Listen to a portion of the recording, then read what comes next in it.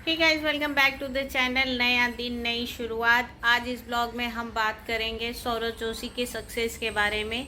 ये गुरु मंत्र उन्होंने खुद ही बताया है। सबसे पहली बात, ये वीडियो देखने वाले या तो सौरव जोशी के ब्लॉग के फ़ैन होंगे, सौरव जोशी के फ़ैन होंगे, या तो मेरी तरह स्ट्रगलिंग यूट्यूबर होंगे। इन दोनों को ये मंत्रा जानना बहुत ज़्यादा ज़रूरी है, तो वीडियो पूरा देखना भी बहुत ज़्यादा ज़रूरी है। आज हम बात करेंगे सौरव जोशी के सक्सेस के बारे में। आप सभी को पता होगा, अगर आप सौरव जोशी के फ़ैन हैं, तो अभी कुछ दिन पहले सौरव जोशी ने एक ब्लॉग बनाया था कि उनका पूरा का पूरा परिवार संदीप माहेश्वरी के सेशन में गया था। उन्हें इनवाइट आया था संदीप माहेश्वरी के यहाँ से। अब इस इनवाइट में सौरव जोशी, साहिल जोशी, पीयूष जोशी और उनके मम्मी पापा सभी लोग गए थे दिल्ली इसी सेशन को अटेंड करने के लिए। और हर यूट्यूबर के लिए ना संदीप माहेश्वरी के सेशन में जाना एक प्राउड की बात होती है, और ये प्राउड इंडिया के नंबर 1 ब्लॉगर को मिला, और ये मिलना जायज़ भी था। इस ब्लॉगिंग चैनल से रिलेटेड ही इस वीडियो को बनाया था संदीप माहेश्वरी ने, क्योंकि इंडिया में ब्लॉगिंग वालों की, ब्लॉगिंग कैटेगरी की बहुत धूम मची हुई है। हर दूसरा इंसान या हर इंसान ब्लॉगिंग कर रहा है। इस ब्लॉगिंग में सक्सेस का रेशियो बहुत ज़्यादा है, लेकिन अभी भी एक बड़ा तबका है ना जो स्ट्रगल कर रहा है। तो ये स्ट्रगल से रिलेटेड था ये वीडियो। इसमें खुद सौरव जोशी ने अपनी कामयाबी का राज बताया, और किस तरह से कठिन हालातों में भी उन्होंने ब्लॉगिंग की, ये सारी डिटेल इस वीडियो में है। तो चलिए शुरू करते हैं विश्लेषण। पास सौरव जोशी सबसे पहले वो एकदम दिल को छूने वाली बात थी। एक प्रशंसक ने पूछा, एक दर्शक ने, वहाँ बैठी दर्शक ने पूछा कि ब्लॉगर का एक हाथ हमेशा यूँ कैमरा होल्ड किए रहता है, तो क्या हाथ में दर्द नहीं होता? तो उन्होंने सटीक आंसर दिया, कहा मेरा गोल बड़ा है इसलिए मुझे दर्द नहीं होता। और ऐसा ही हर कामयाब इंसान के साथ होता है। जो अपने काम के प्रति फोकस होते हैं ना, उनको उस काम को करने वाली समय में जो तकलीफ़ होती है ना, वो एहसास नहीं होता उन तकलीफ़ों का। तो दूसरी बात, इसी सेशन में सौरव जोशी की मां ने कहा, जब ये आर्ट चैनल शुरू किया था, यानी सौरव जोशी का फर्स्ट जो चैनल था वो आर्ट चैनल था। बहुत अच्छी ड्राइंग बनाते हैं सौरव जोशी। तो वो आर्ट बनाने के लिए भी उनके पास टेबल नहीं था, तो किसी परिचित से उन्होंने टेबल मांगा। वो टेबल भी 3 टांग वाला था, चौथी टांग उन्होंने ईंटा लगाकर बनाया, ब्रिक्स। तो ये ऐसे हुई उनकी शुरुआत। कैमरा भी नहीं था, मोबाइल को भी उन्होंने बुक्स के बीच में होल्ड करके ट्राइपॉड बनाया। यानी शुरुआत करने के लिए एक्सक्यूज़ नहीं दिया सौरव जोशी ने, सिर्फ शुरू कर दिया। जो इंसान शुरू करता है ना, तो रास्ते अपने आप बन जाते हैं, मंजिल दिखने लगती है जिनके में लगन सही हो। अब जो जितने भी यूट्यूबर हैं सक्सेस नहीं हो पा रहे हैं ना कहीं उसके पीछे उनकी मेहनत में कमी है। मैं खुद अपने बारे में अगर ये बात कहूँ तो इसमें कोई दो राय नहीं है। अब बात करते हैं हम सौरव जोशी के बारे में। सौरव जोशी का 1000 से ज़्यादा ब्लॉग हो गया। अभी पिछले कुछ दिनों पहले उन्होंने 1000वां ब्लॉग का सेलिब्रेशन किया था, केक कटिंग किया था। सौरव जोशी के पास सिल्वर, गोल्डन और डायमंड तीनों बटन आ गए, यानी उनके जो सब्सक्राइबर हैं मिलियंस में चल रहे हैं। उसके साथ साथ पीयूष जोशी इंडिया का नंबर 1 फास्टेस्ट ग्रो करने वाला चैनल, गेमिंग चैनल बन गया है। तो ये दोनों भाइयों ने तो अपना अपना तमगा गाड़ दिया है भाई, और उसके पीछे रीज़न है सौरव जोशी का डाउन टू अर्थ होना। हर कोई रिलेट करता है इनके ब्लॉग से, चाहे इनकी माँ का, सौरव जोशी की माँ का ऑन कैमरा सौरव जोशी को डांटना हो गया, घर के बने दाल चावल हो गए, या मैगी के लिए एक्साइटमेंट हो गया, या फिर चाय बनाना हो गया। ये सारी कॉमन चीज़ें हैं और हर घर में होती है और हर लोग करते हैं, इसीलिए शायद एक दूसरे से रिलेट कर पाते हैं।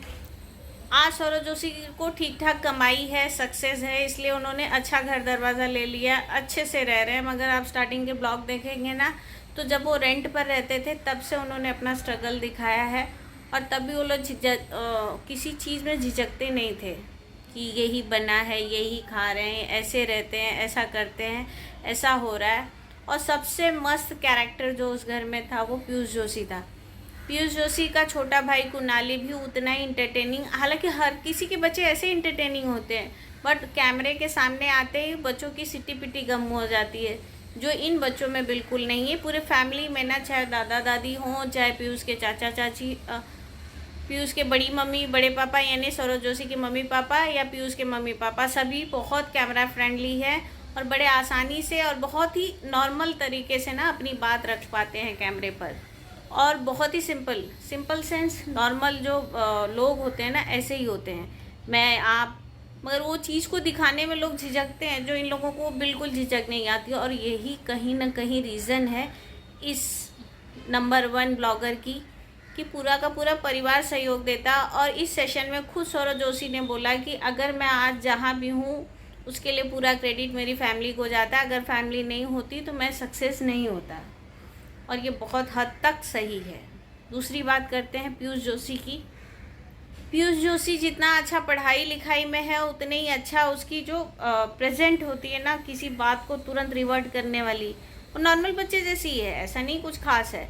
मगर बाकी अगर किसी बच्चे के सामने आप कैमरा निकाल दो तो उसकी सटिपिटी गुम हो जाएगी, उसके रिएक्शंस नहीं आएंगे। बिना कैमरे के इससे अच्छा रिएक्शन दे सकते हैं। तो बच्चे ऐसे ही होते हैं, फ़नी होते हैं और एक एक बात को इस तरह से प्रेजेंट करते हैं कि वो सुन के अपने आप हंसी निकल जाती है। तो ये रीज़न हो सकता है। दूसरी बात, कंसिस्टेंसी, मतलब लगातार एक काम को करते रहना, बिना पके बिना बोर हुए। भले दाल चावल ही रोज़ दिखाया हो, भले रोज़ की स्ट्रगल दिखाई हो, बुखार आया हो या बीमार हुए हो या फैमिली में कोई बीमार हुआ है, कैमरा नहीं रखा सौरभ जोशी ने। मैं अपनी बात करूं तो मैं 3-4 दिन से सर्दी हुई थी, मैंने कैमरा ही नहीं उठाया, भाई मैं बीमार हूं। मगर यही इंसिडेंस अगर सौरभ जोशी के घर में हो तब भी वो कैमरा नहीं रखते। सौरभ जोशी मेरे से उम्र में आधे से भी कम है, मगर जो उसने सक्सेस हासिल की है ना, तो रिस्पेक्ट बनता है। तो ऐसी कंडीशंस में जहाँ एक्सक्यूज़ होता है वहाँ सक्सेस नहीं होती। ये पूरे ओवरऑल सेशन में मुझे इतना ही समझ में आया और ये हर यूट्यूबर के लिए ज़रूरी है। सक्सेस होना है तो सक्सेस रेशियो को बढ़ाना पड़ेगा। स्ट्रगल, वर्क हार्ड, वीडियो बनाते वक्त कोई भी तकलीफ़ का एहसास ना हो तो समझ लो सक्सेस पक्का है। और रियल, सबसे एक ही बात कहूँगी, रियल रहो, जितना भी रहो, जैसे भी रहो, रियल रहो, क्योंकि रियलिटी ही लोगों को पसंद आती है। अब एक दाल चावल ऐसी चीज़ है ना, हर घर में बनती है। मैं 3-4 दिन पकवान खा भी लूँ ना तो मुझे चौथे दिन दाल चावल ही अच्छा लगता है। बाहर कितनी भी अच्छी चाय मिले, फ्लाइंग बिश की तरह ना, मैं चाय की लवर हूँ। और इंडिया में 90% लोग टी लवर होंगे, हमारी एज ग्रुप हो या कोई और ग्रुप हो, मगर चाय, अदरक वाली कड़क चाय फ्लाइंग बिस्ट को पसंद है। यही चीज़ उनको कॉमन लोगों से कनेक्ट करती है। तो ये सारा सारांश था। इस पूरे सेशन का सारांश ये था कि कभी एक्सक्यूज़ मत दो, जो है जितना है जैसा है वहीं से शुरू कर दो और थको मत। ये सोच के अगर वीडियो बनाएंगे कि वायरल नहीं हो रहा है या हम सक्सेस नहीं हो रहे हैं तो हमको नहीं बनाना, तो फिर मुश्किल है।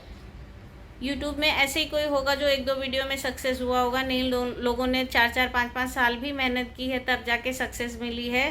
कंसिस्टेंसी मस्ट है, टाइम पर वीडियो का अपलोड होना ज़रूरी है। जो यूट्यूब सक्सेस हैं उनका टाइमिंग फिक्स है, जैसे मुंबईकर निखिल हो गए या फिर पीयूष जोशी हो गए, इनका टाइमिंग फिक्स है कि 8 बजे वीडियो आना है तो वो 8 बजे ही वीडियो आता है, चाहे दुनिया इधर से उधर हो जाए, वीडियो ज़रूर आती है। तो नए यूट्यूबर के लिए कुछ 5 पॉइंट मैं सेलेक्ट किया है, खुद अपने लिए भी और जो लोग अभी स्ट्रगल कर रहे हैं वो लोगों के लिए भी काम का है, तो सुन लीजिए। पहला, जो है जैसे है जहाँ है वहीं ब्लॉगिंग शुरू कर दीजिए। दूसरी बात, हर किसी से उम्मीद मत रखिए कि वो आपको सपोर्ट करेंगे। तीसरी बात, कैमरा नहीं चाहिए, मोबाइल जैसा भी है सस्ता महंगा उसी से शुरुआत कर लो और एक टाइम फिक्स कर लो कि इसी टाइम पे वीडियो अपलोड कर रहा है। पांचवा और आखिरी, कंटेंट बनाते वक्त कितना वैल्यू दे रहे हैं लोगों की लाइफ में, आप इस बात का ध्यान रखें। जैसे कि सौरभ जोशी के ब्लॉग में एंटरटेनमेंट भी होता है, रोज़मर्रा की समस्याएं भी होती हैं और बच्चे और ओरियो के साथ फन यानी एंटरटेनमेंट भी काफ़ी होता है। तो ये सारी चीज़ें अगर आपके ब्लॉग में हैं, और मैं खुद अपने ब्लॉग में भी इन सब चीज़ों का समावेश करूँगी ताकि मैं भी सक्सेस हो सकूँ। तो ये था छोटा सा विश्लेषण सौरभ जोशी के ब्लॉग के बारे में, सक्सेस के बारे में, जो संदीप माहेश्वरी के ब्लॉग में उन्होंने कहा। तो वीडियो पसंद आई तो डू शेयर, लाइक, और नहीं सब्सक्राइब किया तो कर लो।